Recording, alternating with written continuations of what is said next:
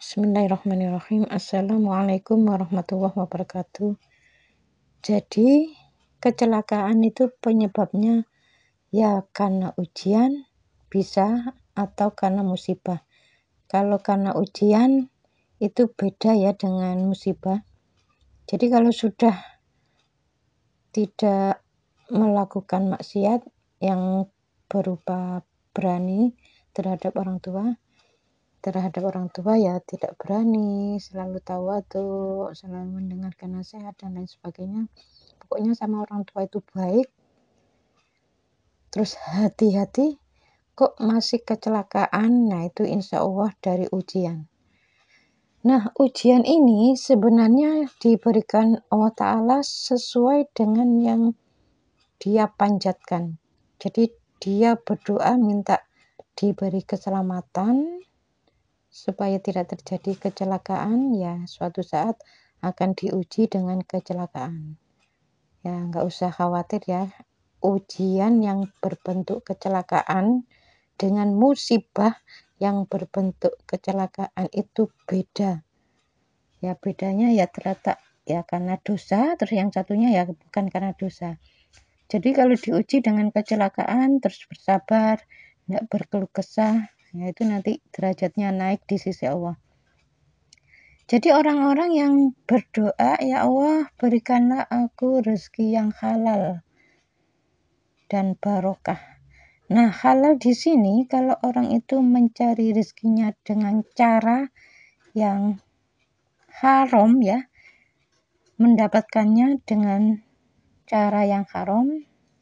Ada orang itu cari rezekinya dengan jalan yang halal, tapi sebagian dari rezekinya itu ada hak orang lain.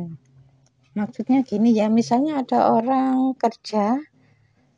masuk kerja jam 7, tapi sering terlambat jam 7 lebih 10, kadang jam 7 lebih 5, dan itu terus menerus sampai bertahun-tahun, tapi gajinya nggak pernah dipotong.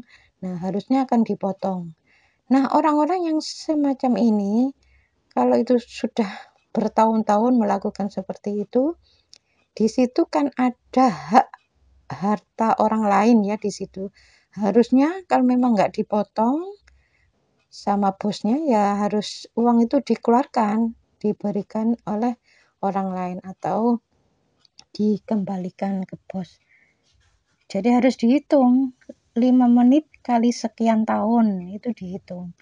Oh ternyata sekian juta. Ya, itu kalau memang nggak pernah dipotong, di situ ada hak orang lain, ya suatu saat sama Allah Ta'ala akan dihabiskan. Ya sesuai dengan jumlah itu ya. Ada orang yang memang nggak pernah berdoa, ya Allah berikanlah aku rezeki yang halal barokah.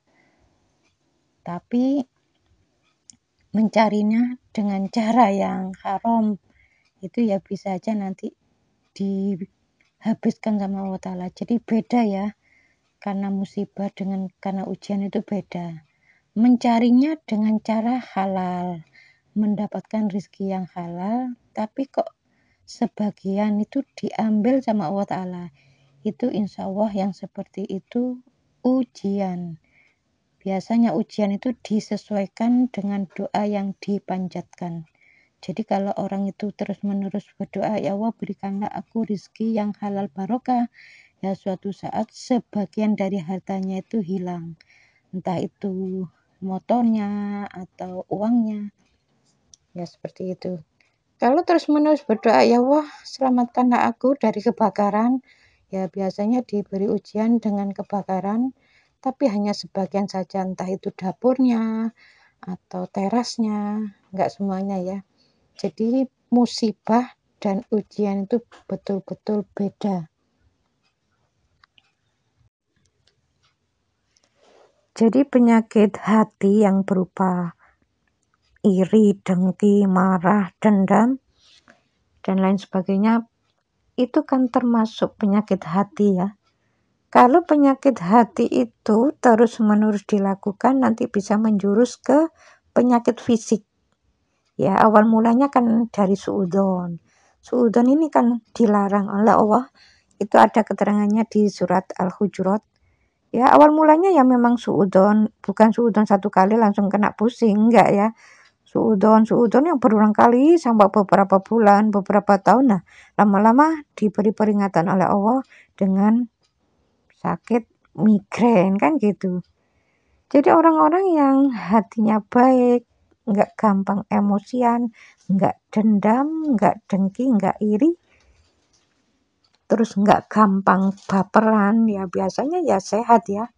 Makanya orang-orang yang gampang emosian itu ya rata-rata memang gampang sekali kena penyakit. Ya ada yang kena penyakit jantung. Orang menganggapnya tuh sabar ya, karena di luar kan kelihatan nggak marah ya. Tapi kan kalau di hati ini kan yang tahu itu hanya Allah ya. Allah tahu, tetap mencatat. Oh, orang ini kelihatan dari luar memang nggak marah, tapi menyimpan marah. Di hatinya tuh berkecamuk, ada perasaan dendam, pengen balas. Nah, itu suatu saat ya akan diberi peringatan oleh Allah dengan sakit. Jadi orang yang di pikirannya itu pengen balas dendam, mikir gimana ya caranya supaya orang itu bisa mati, gimana mikir terus. Nah, itu nanti ya wajar kalau kena kanker otak. Jadi awal mulanya itu memang dari penyakit hati, tapi lama-lama bisa menjurus ke penyakit fisik. Jadi orang-orang yang melakukan sifat-sifat yang kurang baik biasanya ya rata-rata ya umurnya nggak panjang. Manfaat dunia nggak ada, manfaat akhirat nggak ada, gampang emosian, pola makan nggak diatur, ya biasanya pendek umurnya. Jadi kematian seseorang, umur itu bisa panjang dan pendek itu ya dari gaya hidup, pola makan, dan emosi yang tidak bisa dikontrol. Khusus untuk para nabi dan rasul ya, itu memang Allah menghendaki usia sekian. Seperti Rasulullah, beliau wafat kan usia 63. Ya memang Allah menghendaki segitu. Khusus para nabi dan rasul, Allah menghendaki usia yang ditentukan oleh Allah. Tapi selain para nabi dan rasul, panjang dan pendeknya umur manusia itu ya dari perilakunya. Kalau sehari-hari ini perilakunya ya penuh emosi, terus pola makan nggak diatur, gaya hidup nggak diatur, terus gampang suudzon, nggak ada manfaat dunia, nggak ada manfaat akhirat, ya biasanya ya masih muda ya dimatikan oleh Allah Ta'ala. Ya seperti itu.